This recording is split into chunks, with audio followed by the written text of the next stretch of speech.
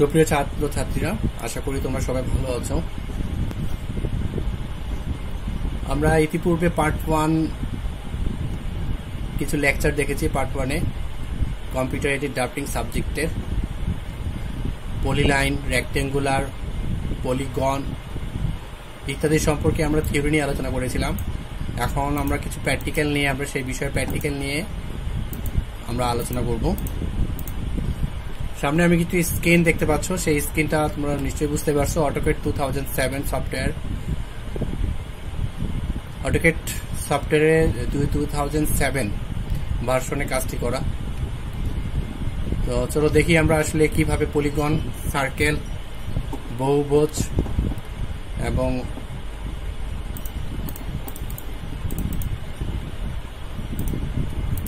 Polyline command ব্যবহার করে অটোক্যাডে কাজ করা যায়। অটোক্যাড ওপেন করার পর প্রথমে আমরা যে পেজটি দেখতে পাই তাকে গ্রাফিক্স পেজ বলে। গ্রাফিক্স পেজের আমাদের অবশ্যই নতুন একটি পেজ সিলেক্ট করে নিতে হয়। নতুন একটি পেজ সিলেক্ট করার জন্য ফাইল মেনু থেকে নিউ অপশনে ক্লিক করতে হবে। নিউ অপশন থেকে ফাইল থেকে নিউ অপশনে ক্লিক করার পর একটি ডায়লগ বক্স আসবে। এই ডায়লগ বক্স থেকে একেট অপশনটি সিলেক্ট করে ওপেন বাটনে ক্লিক করতে হবে, তাহলে আমরা নতুন একটি পেজ পাবো। এখন পেজ সেট আপ করে নিতে হবে, কারণ আমরা যে ডাইমেনশন নিয়ে কাজ করব সেই ডাইমেনশনটি যদি আমাদের পেজে ঠিক মতো আমরা দেখতে না পাই তাহলে আমরা কোনো কাজ করতে পারবো না।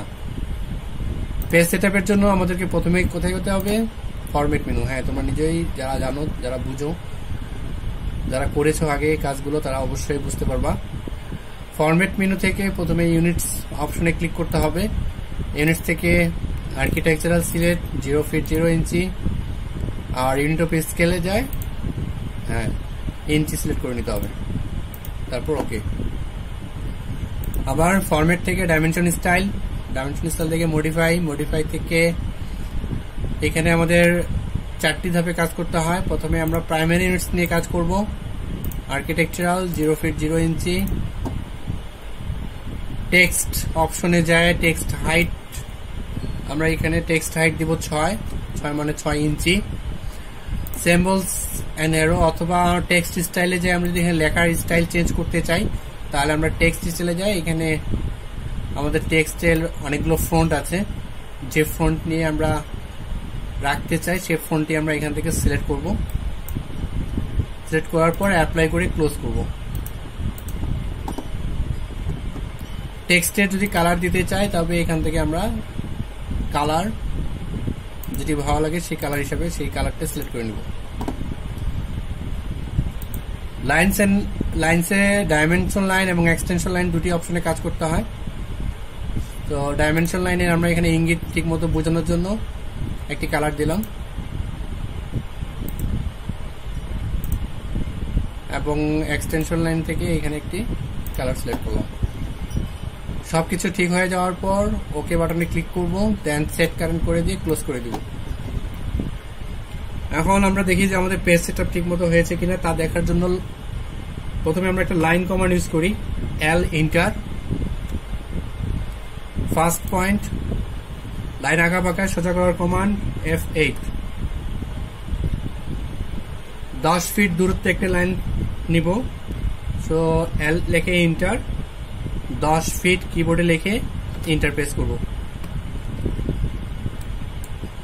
লাইনটি 10 ফিটের হয়েছে কিনা দেখার জন্য ডাইমেনশন থেকে linear first point to end point click করলে আমরা দেখতে পারবো যে আসলে ডাইমেনশন ঠিক হয়েছে কিনা। তাহলে আমাদের পেজ সেটআপটি ঠিক আছে। চলো দেখে নেওয়া যাক কিভাবে রেক্টেঙ্গুলার কমান্ডের সাহায্যে 6 একক 8 একক একটি আয়তক্ষেত্র অঙ্কন করা যায়। রেক্টেঙ্গুলার কমান্ড হচ্ছে REC enter, first point click, then next পয়েন্টে আমরা ক্লিক না করে কিবোর্ডের শিফট চাপে প্রেস করতে হবে। এখানে @ চিহ্ন উঠেছে, শিফট চাপে @ 6, 8 লিখে এন্টার। তাহলে আমরা দেখতে পাচ্ছি স্ক্রিনে আমাদের 6,8 এ একটি আয়তক্ষেত্র অঙ্কন হয়েছে, 6 ইঞ্চি 8 ইঞ্চি। আসলে লাইনটির ডাইমেনশন ঠিক আছে কিনা তা দেখার জন্য ডাইমেনশন মেনু থেকে লাইনার টুলসে ক্লিক করব। লাইনার টুলস থেকে দেখে নিব যে আমরা আসলে আমাদের মাপ ঠিক আছে কিনা ডাইমেনশন।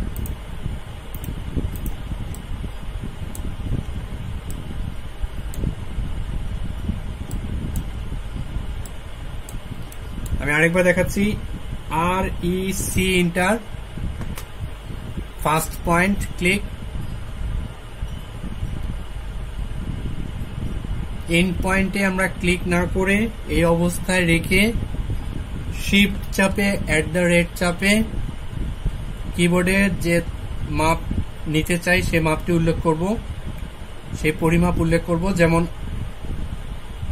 8 ইঞ্চি 6 এন্টার। ডাইমেনশন দেখার জন্য ডাইমেনশন থেকে লাইনারে যায়, first point to end point, repeat first point to end point.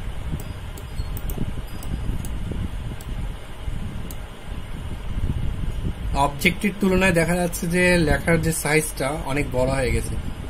তো লেখার সাইজটা যদি আমরা ছোট করতে চাই তবে আমাদেরকে ফরম্যাট থেকে ডাইমেনশন স্টাইল, মডিফাই থেকে টেক্সট, এখানে টেক্সট হাইট আছে, টেক্সটের হাইটের পরিমাণটা আমাদেরকে যদি আমরা যদি কমাই দিই তাহলে আমাদের ড্রয়িং এর সাথে সেটা সামঞ্জস্যপূর্ণ হবে। এভাবে আমরা ডাইমেনশনটি আরো কম বেশি করতে পারবো। পলিগন কমান্ড হচ্ছে POL এন্টার, বহুভুজ অঙ্কনের জন্য। এখানে আমাদের স্ক্রিনের কথা এসেছে, আমাদের কমান্ড লাইনে আমরা দেখতে পাচ্ছি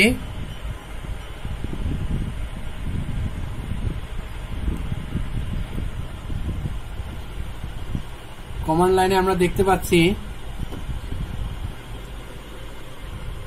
আমরা দেখতে পাচ্ছি কি polygon inter number of side, অর্থাৎ আমরা কি পরিমাণ বহুভুজ অঙ্কন করতে চাচ্ছি তা নির্দেশ করতেছে। ষষ্ঠভুজ, অষ্টভুজ,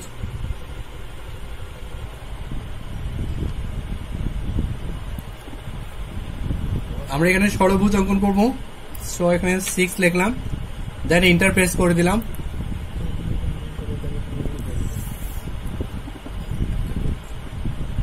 লিখে এন্টার, দেন I লিখে এন্টার। তাহলে আমরা দেখতে পাচ্ছি স্ক্রিনে আমাদের একটি ষড়ভুজ অঙ্কন হয়েছে। কিভাবে? আরেকবার, আমাদের এখানে ড্র টুলবার আছে, ড্র টুলবারে এখানে আমাদের পলিগন আছে, আমরা এখান থেকেও কমান্ডটি নিতে পারি অথবা কিবোর্ডে POL লিখে এন্টার প্রেস করতে পারি। কিভাবে? ড্র থেকে পলিগন অথবা কিবোর্ডে POL enter.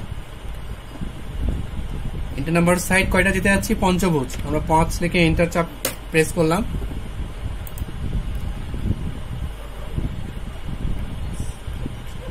Inscribe in circle, আমরা সার্কেলটি ইনস্ক্রাইব করতে যাচ্ছি, তো I লিখে এন্টার প্রেস করব। রাইট বাটন ক্লিক করলেই আমাদের অবজেক্টটি অটোমেটিকলি চলে আসবে। এই হচ্ছে আমাদের পঞ্চভুজ।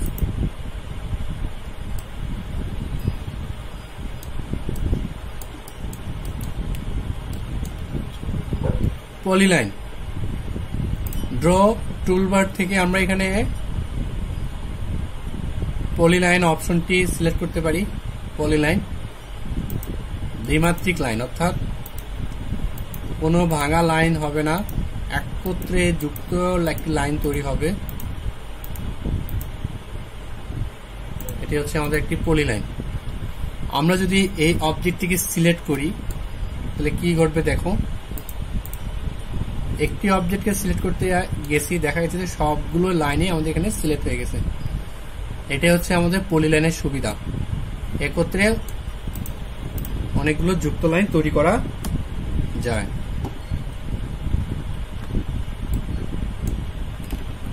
সার্কেল, পরীক্ষায় প্রায় আসে থাকে সার্কেল কয়ভাবে অঙ্কন করা যায় এবং কি কি আমরা দেখে নেই। সার্কেল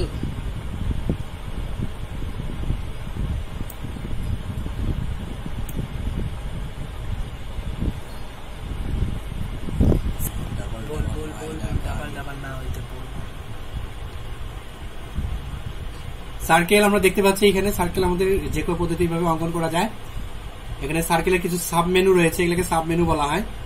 সাব মেনুতে দেখা যাচ্ছে যে centre radius, centre diameter, 2 point, 3 points এবং 10 রেডিয়াস। পরীক্ষায় এই প্রশ্নটি চলে আসে সবসময় যে TTR কি। TTR হচ্ছে 10 রেডিয়াস।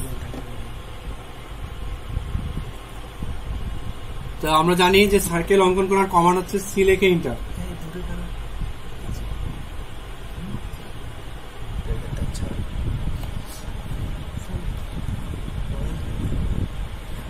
সার্কেল হচ্ছে সি লেখে এন্টার। 10 মিনিট হয়ে গেছে। আমরা দেখতে পাচ্ছি যে সেন্টার পয়েন্ট থেকে একটি রেখা বৃত্তচাপের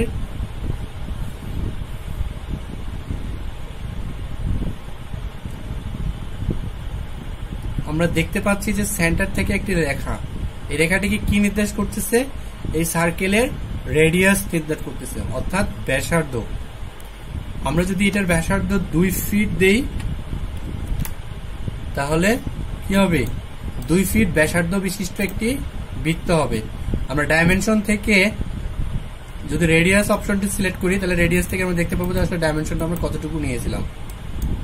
এগুলো ডাইমেনশন 2 ফিট। আরেকবার দেখি আমরা, সি লেখে এন্টার। আমরা যদি বৃত্তটির ডায়ামিটার অঙ্কন করতে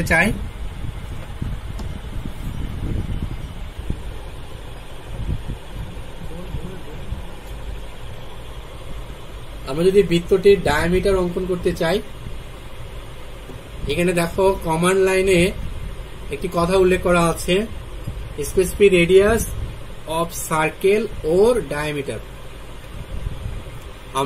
আমরা এই কমান্ডের সাহায্যে ব্যাসার্ধ অঙ্কন করতে পারবো, ব্যাস অঙ্কন করতে পারবো। আমরা যদি এই অবস্থায় ডায়ামিটার অঙ্কন করি তাহলে কি করতে হবে? কিবোর্ডে ডি লেখে ইন্টারপ্রেস করতে হবে। ডি লেখে ইন্টার।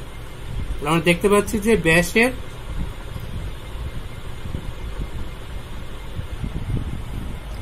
আমরা দেখতে পাচ্ছি যে ব্যাসের চিহ্ন চলে এসেছেন, তাই না? এই অবস্থায় যদি আমরা ব্যাস 1 ফিট দেই তাহলে এটা রেডিয়াস কত হবে?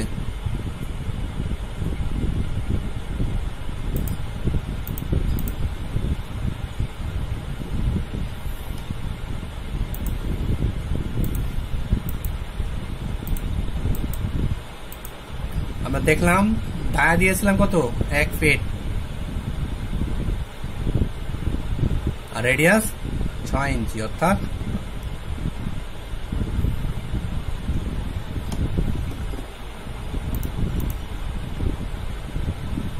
আমরা দেখতে পাচ্ছি যে কিভাবে রেডিয়াস এবং ডায়ামিটার সার্কেল কমান্ডের সাহায্যে অঙ্কন করা যায়। সার্কেল কমান্ডে যখন সার্কেল কমান্ডে ইউজ করব তখন শুধু সরাসরি রেডিয়াসটা আমরা দেখতে পাই, আর যদি ডায়ামিটারটা অঙ্কন করতে হয় তাহলে আমাদেরকে কিবোর্ডে ডি লেখে ইন্টারপ্রেস করতে হবে, তাহলে আমরা ডায়ামিটার অংশটি পাবো।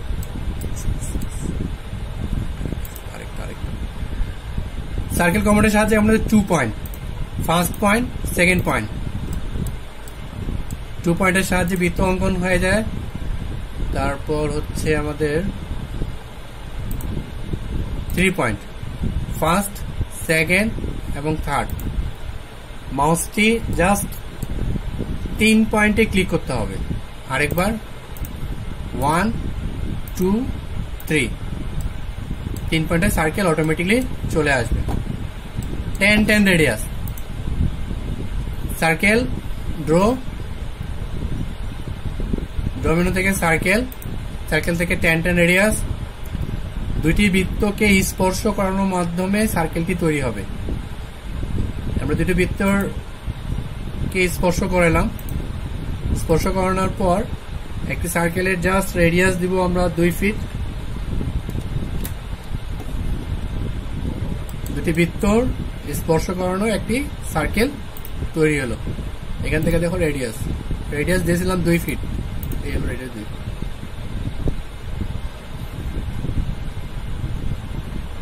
তাহলে এইভাবে আমরা আমাদের রেক্টেঙ্গুলার, পলিলাইন, পলিগন অঙ্কন করতে পারবো। সবাইকে ধন্যবাদ। নেক্সট ক্লাসে আমরা আবার আমাদের চতুর্থ অধ্যায় এবং দ্বিতীয় অধ্যায় নিয়ে আলোচনা করব। আজ এখানেই, তোমরা ভালো থাকো, সুস্থ থাকো, সবাইকে ধন্যবাদ।